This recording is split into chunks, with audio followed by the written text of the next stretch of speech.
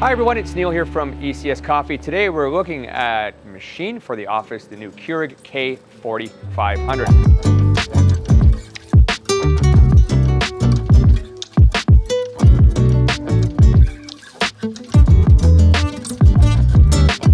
Keurig's been around for about 20 years doing offices. The current lineup goes K1500, 2500, and 3500. Those are the newest models. This is the K4500.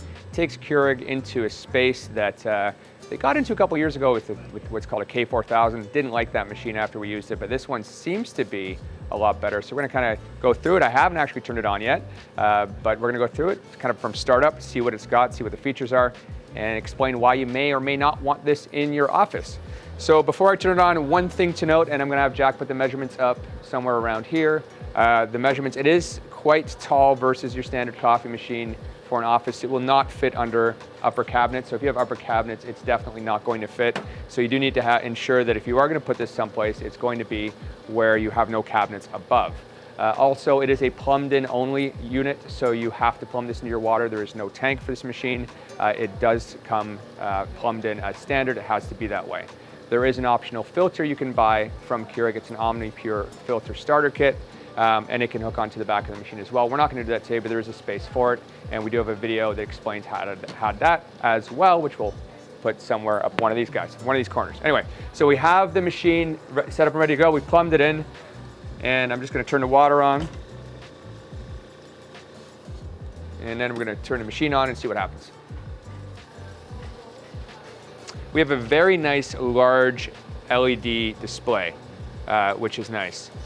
Drip tray that comes out on its own, so you can actually take this and dump it without having to take the whole machine.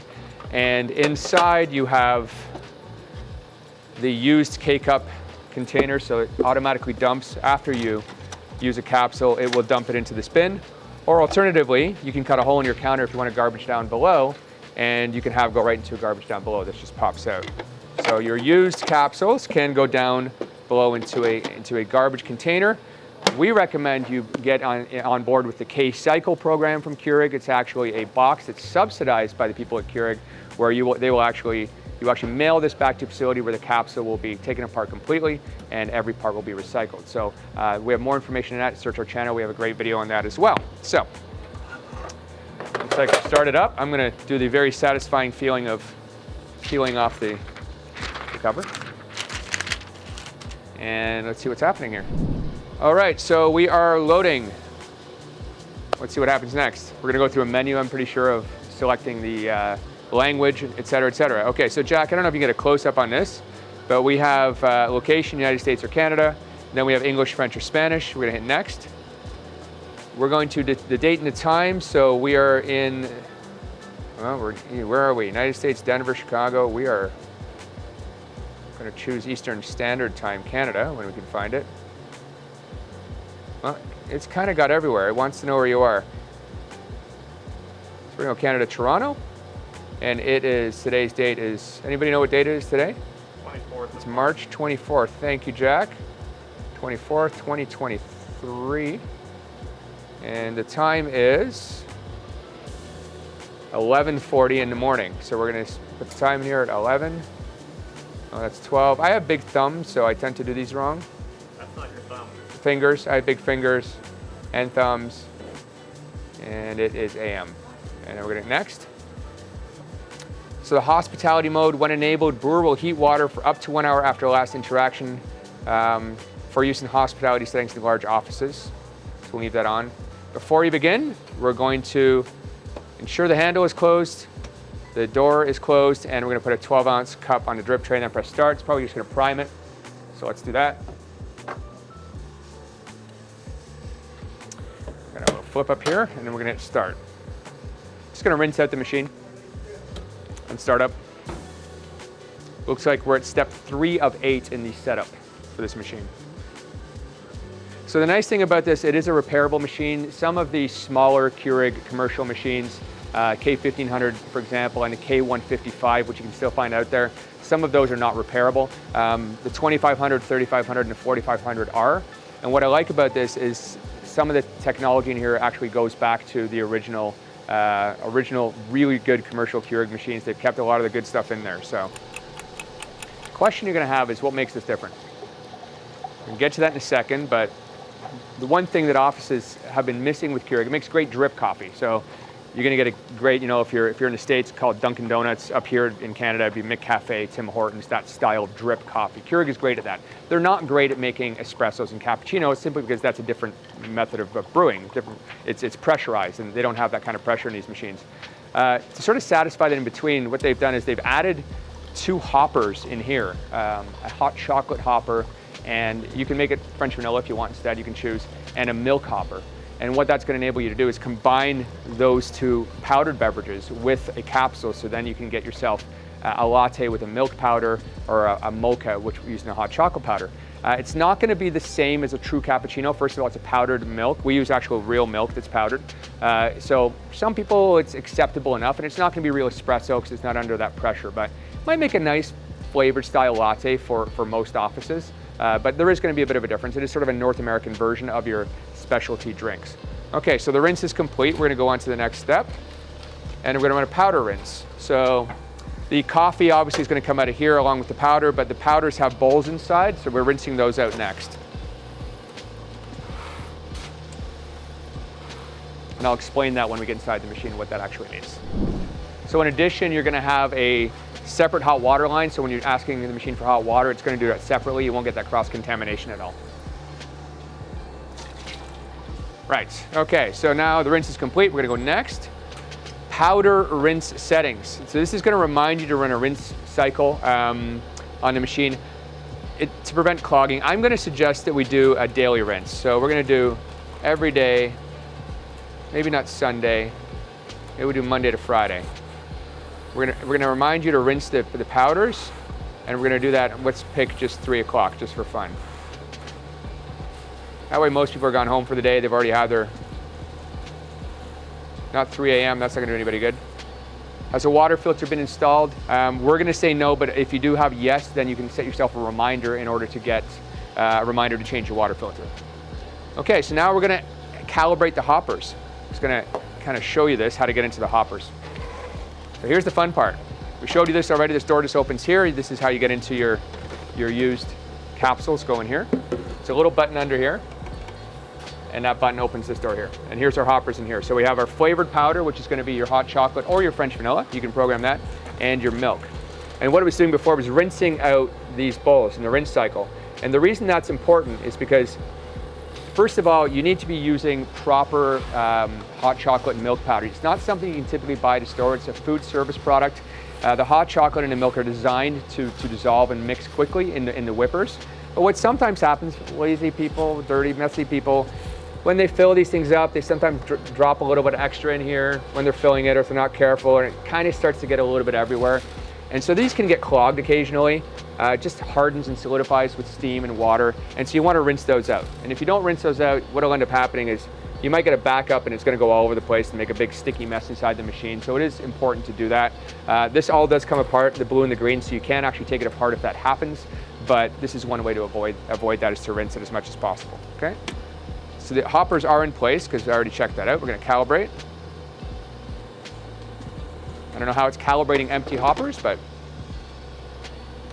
calibration complete. I don't know, again, don't know what that is. Okay, so we're gonna select a name. So we're gonna do chocolate and milk in these. Actually, let's take this back out for a second.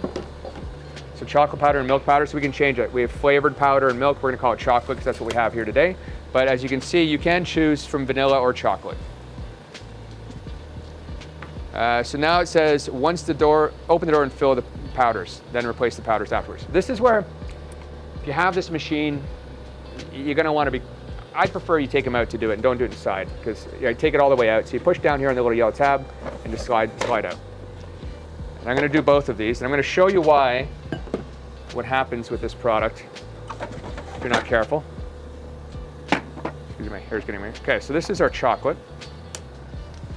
We have a 2-pound hot chocolate here. And you'll probably notice when I pour this in that you're gonna see a dust. No matter how slow I do it, you're probably gonna see a dust.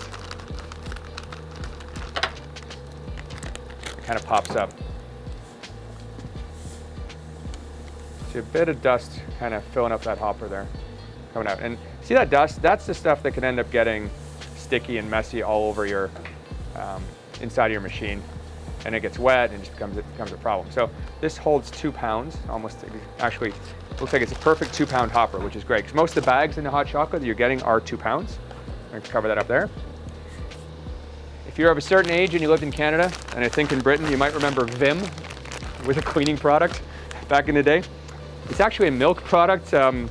Weird name for me as a Gen Xer. It's made by Parmalat. This is actually real skim milk powder. So it's actual milk. There are some oil-based products out there that are like cappuccino topping, they're called, and such. We don't like to use those. We just like to use the cleanest stuff possible. In fact, the ingredients on this are pretty. Skim milk powder, vitamin A, palmitate, and vitamin D3. That's it. So it's about as close as you can get to being milk in a bag, in a powder format. Now this one looks like it's a bit bigger, and the reason for that would be, I imagine you want to be able to get a couple pounds in there. So this is 500 grams, so this is just a pound here. So you can get 2. That hot chocolate was 2 pounds, I thought. I don't know. Yeah, 2 pounds, okay. So that's just over a pound of milk. So it looks like you can get a couple in there as well. The hot chocolate's a little more condensed. But you can see I've got this kind of mess everywhere. So this is where you want to be careful, because even here is an open spot here, and when you refill it, there's probably going to be some here, so it tends to spill out. First time you're not going to see that, but imagine if I was refilling this and there was already chocolate in there, it would be right at the end here. So when you're putting it in, you want to make sure that that doesn't drop into here, because then it can tend to clog. So just be careful of that. We'll pop this one in as well. They're good size. I'm impressed with the size, the amount you can get in there. Okay, so we're done that. Milk powder level, what is this here? Okay, you're set up and ready to go. Learn more about your brewer in the feature overview. Let's go to feature overview. It's going to tell you if you want to go through that, if you're new. Yeah, the admin button's up here. We're going to talk about that in a minute. Get brewing. Okay. Date and time, please set date and time. We did it already. Okay. So insert pod to begin. So you can see at the bottom here, I'm going to put all this back. We are actually ready to go. What I'm going to do is I'm going to show you can go French or Spanish on the fly if you want. So we got English, French, and Spanish. Up here we've got date and time reminder, which we've already done, so I'm not sure why it's telling me that, but let's go into setup and see what happens.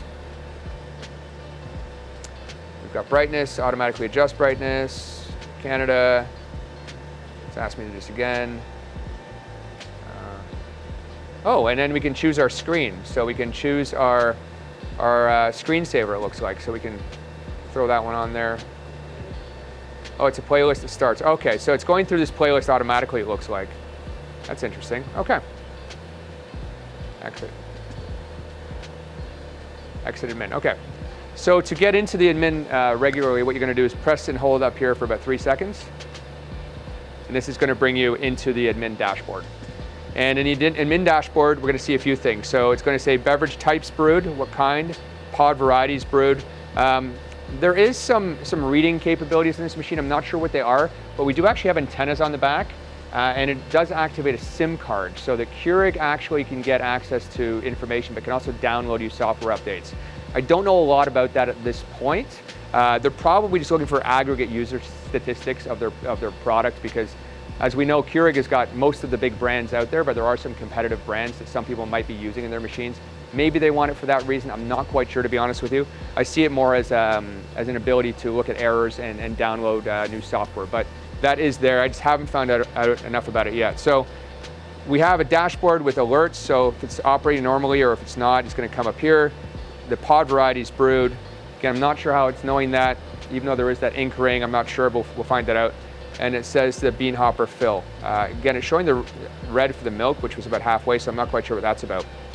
Let's go in here. For maintenance, we can come in here and run a brewer rinse, and we can put a reminder in. And then you can see powder rinse here, run a powder rinse. And what that's going to do, it's just going to run water, the brewer, through the brewing mechanism here. And for the powder, it's going to run it through those little blue things I showed you inside without adding any product, so it's going to rinse the lines out. So you're going to want to put a little vessel here to catch that. And it's going to have a maintenance log, so it knows the last time it was done that as well. So the brewer rinse, we can edit that to say maybe twice a week or once a week you can do that. That's a nice maintenance feature there.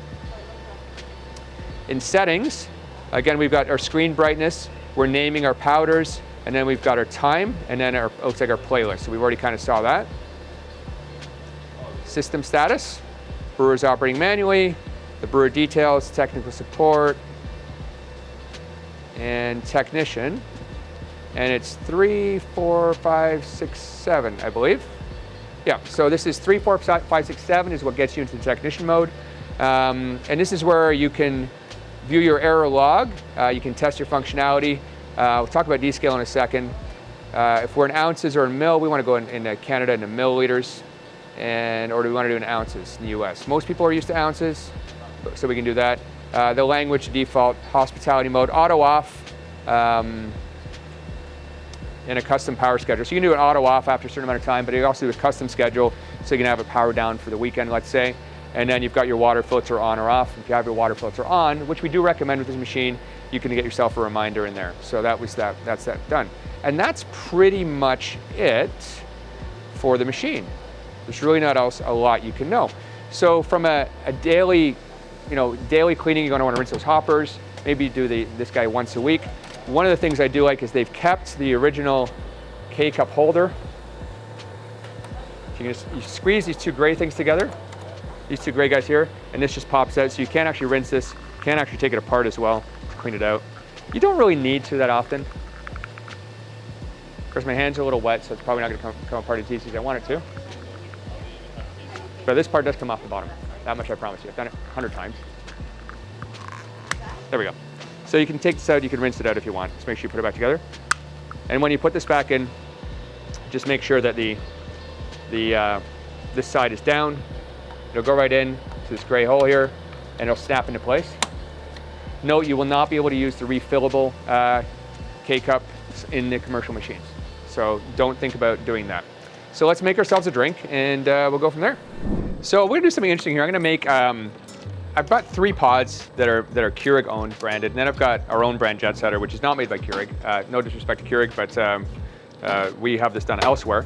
I'm actually gonna brew a coffee, just to show you guys how the coffee's made. Then we're gonna maybe brew a mochaccino and a cappuccino. We're gonna do that with the Keurig ones.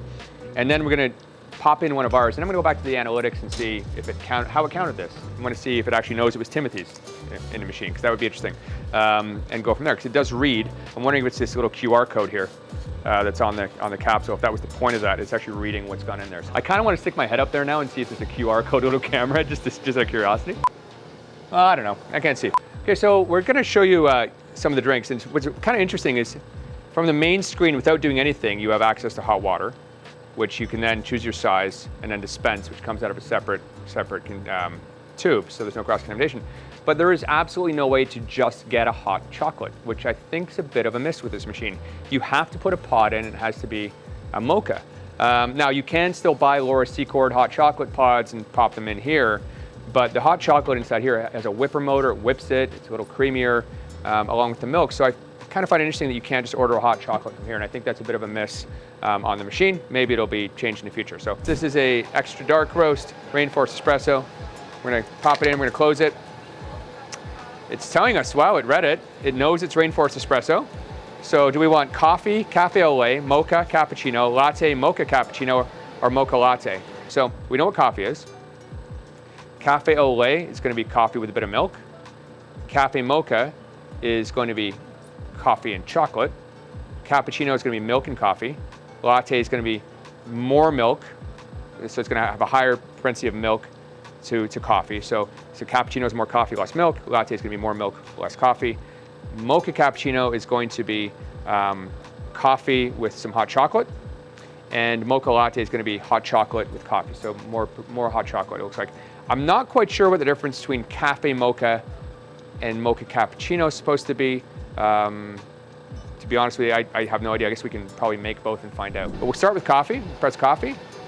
And we're going to do an 8-ounce coffee. And we want to do regular strength or hotter, so you can go extra hot, hotter or hot, or regular strong or extra strong. That's kind of neat.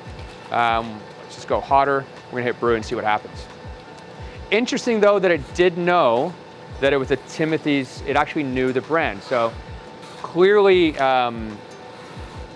there's something to this. I mean, I'm assuming that potentially if we put a tea in, it might brew it hotter to begin with. because tea typically is brewed around a higher temperature than coffee. So that would be interesting to see what happens there. It could be though that just, again, they would be looking for aggregate data, not necessarily on your workplace, but on how many cups are going through their machine. And for example, if you're an office, let's say you're an office coffee service provider like we are, where a lot of the time, the machines are either rented or provided and you're to buy the product from that provider. Perhaps it's a way for then people like the provider, the service providers being in the company like us, to know if you're going out and you're buying, stuff at the grocery store and using it in the machine, as would be against the contract. That's kind of the two things I can see that being for. So, nice, strong brewed cup of coffee. And got to a perfect 8 ounces. So we know this is an 8 ounce cup. No room in this for milk, but who drinks their coffee with milk? Amateurs. And as always, pretty consistent, good, solid cup of coffee. So now we're gonna do a cinnamon pastry cappuccino. We're doing a cappuccino. Wendy, can you make me a cappuccino over there? So what we're gonna do is we're gonna make a cappuccino on this, and then we're actually having on one of our espresso machines, having Wendy make a real cappuccino to kind of show you the difference, because that's made with real espresso and with frothed milk, actual real milk. So this is gonna be with a K-cup, so it's not gonna be espresso, but the cool thing is you get flavors. So we can do like a cinnamon pastry, which is kind of neat. It says pumpkin spice.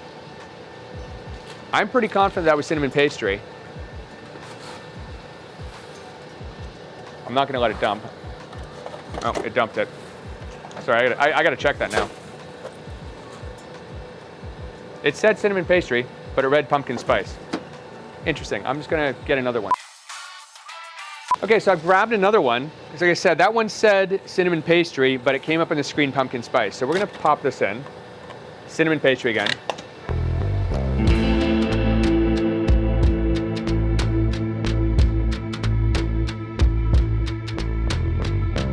It didn't recognize it.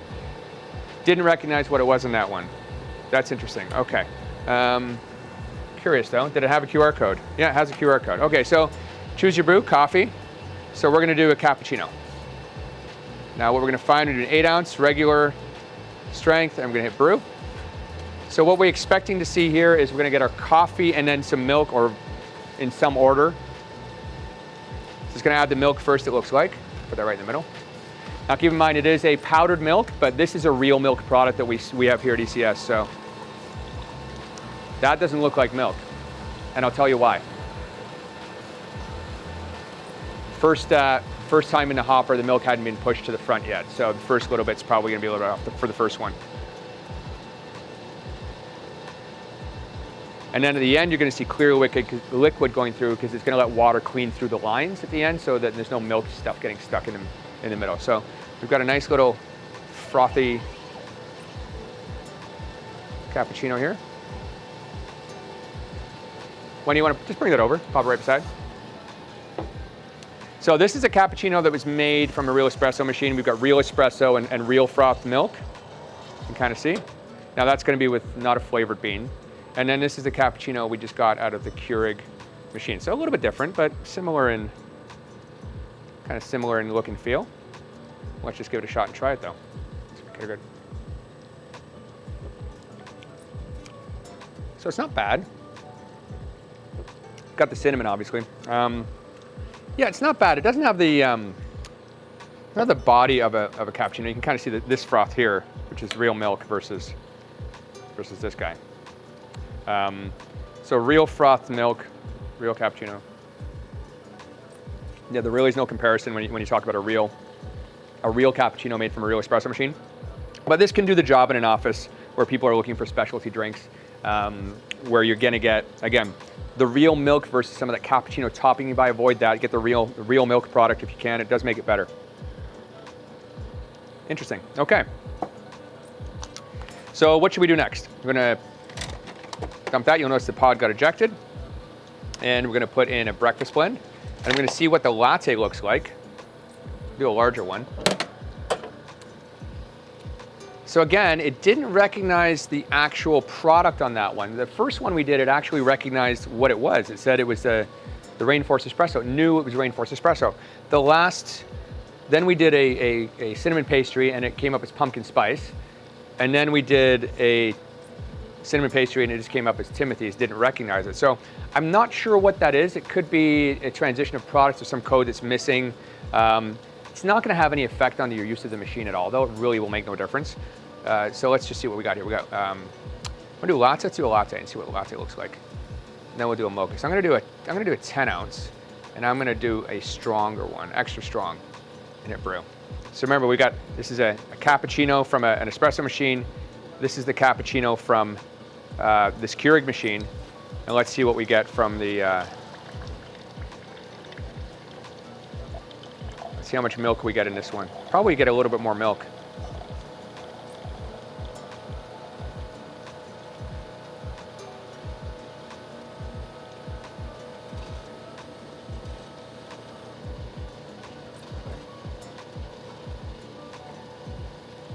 It's a fairly tall glass, but it looks like we got a bit more milk.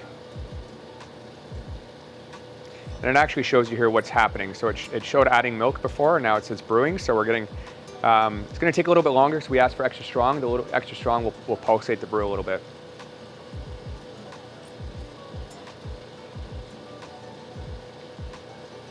So this will be our latte. But I gotta admit, on the Keurig cappuccino, the froth is still holding fairly well.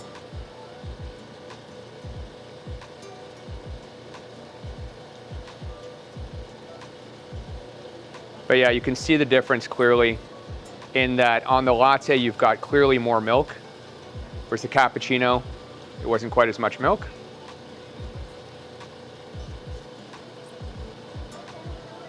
Then after this, we'll do the mocha and see what happens there. Right. Enjoy the little things, bring a big mug.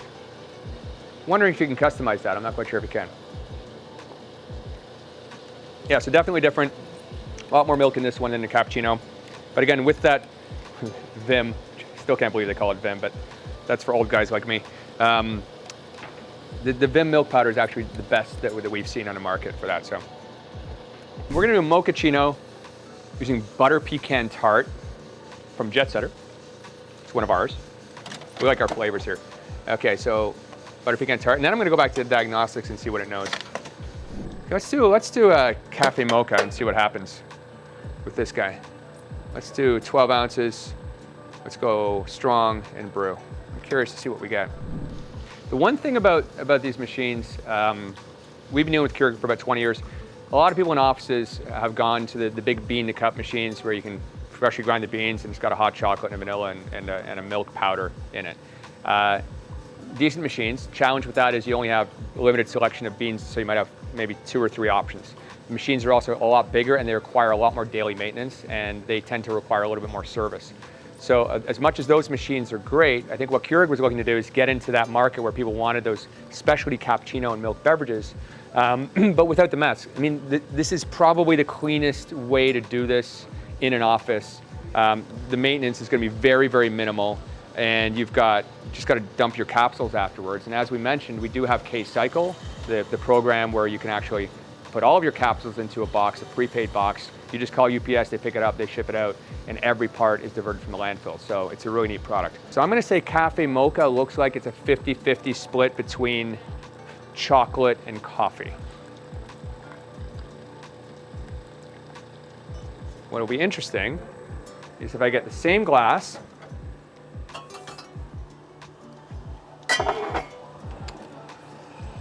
and I get another capsule. 1 second. All right, so that was Cafe Mocha. And this is gonna be, that was 50-50 from what I could tell. Recognize the pod fully this time, so it knows what it is. And then we're gonna do Mocha Cappuccino.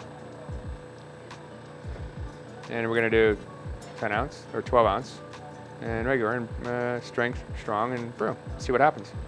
They seem very, very similar to me. I think this is whipping it more. I think that might be the difference. We're getting hot chocolate in here with coffee, and this looks like it's, I'm listening to the motor, it's whipping it more. For the cappuccino, it's gonna be frothier, I think is what it is. Yeah, so slight variations on the same thing. because that's about 50%. And I'm not expecting much of a difference in the taste profile. Yeah, maybe a slight difference, but I can tell you when I drink these, they're probably gonna taste almost identical. So let's do that and see what happens. All right. So cafe mocha, mocha cappuccino.